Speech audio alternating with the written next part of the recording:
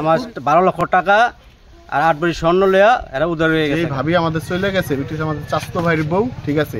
এই বউ চলে গেছে আমার চাচতো বোনের স্বামীর সাথে। শরীয়তপুরের নড়িয়ায় ননদের স্বামীর সঙ্গে পরক্রিয়ার টানে পালিয়ে গেছেন পলি বেগম নামের এক গৃহবধূ। সঙ্গে নিয়ে গেছেন শ্বশুরবাড়ির ঘর উত্তোলনের জন্য জমানো 12 লাখ টাকা এবং মাটির নিচে পুঁতে রাখা 8 ভরি স্বর্ণালংকার। উপজেলার ঘুরিসার ইউনিয়নের নন্দন সরকার গ্রামের বাসিন্দা শমশের হাওলাদারের স্ত্রী পলি বেগম এবং তার ভগ্নিপতি জসিম হাওলাদার শুক্রবার ভোর থেকেই উধাও হন। অনেক খোঁজাখুঁজি করে তাদের কোথাও না পেয়ে শনিবার নড়িয়া থানায় একটি সাধারণ ডায়েরি করেন শমশের হাওলাদার।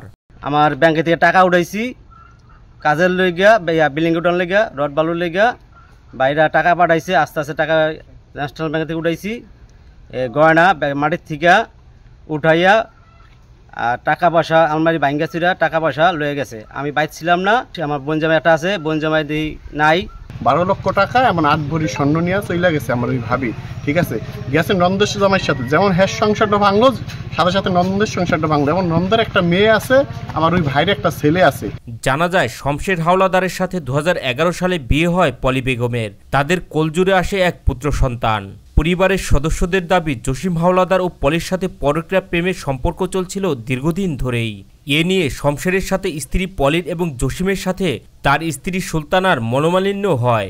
গত শুক্রবার শ্বশুরবাড়ির জমানো টাকা এবং স্বর্ণালংকার নিয়ে ঘর ছাড়েন দুজনেই। বোন জামাই তো এমন করবো তো আমি জানি না, আমার বোনের ঘর, বোন বিয়া দিছি। আমার ওয়াইফের লইয়া টাকা পয়সা জিনিসপত্র মাটির থেকে জিনিসপত্র আমি থুইছি, 12 লক্ষ টাকা 8 ভরি স্বর্ণ এই এলিয়া চলে গেছে। শমশের হাওলাদার বলেন, বিদেশ থেকে আমার ভাই বিল্ডিং নির্মাণের জন্য 12 লাখ টাকা পাঠিয়েছেন।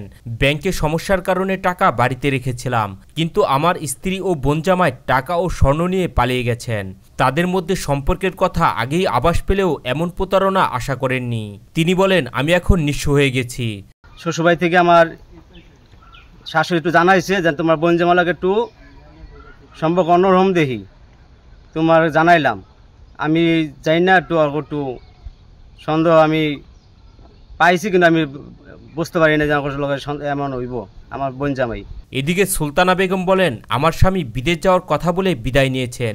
এরপর থেকে তার সাথে আর কোনো যোগাযোগ নেই। আমার 3-4 বছর ধরে কাম খরচ দেয় না। আমার মাইয়া 3 বছর জন্ম হয়েছে, তখন থেকে আমার মেয়ে আমার বাবার বাড়িতে রাখছি। আমি ধৈর্য সহ করে থাকছি, যাতে যাক স্বামী তো বিয়া হয়েছে আর বিয়া হইব, মাত্র তত কোনো কারণ খরচ কিছু দিত না।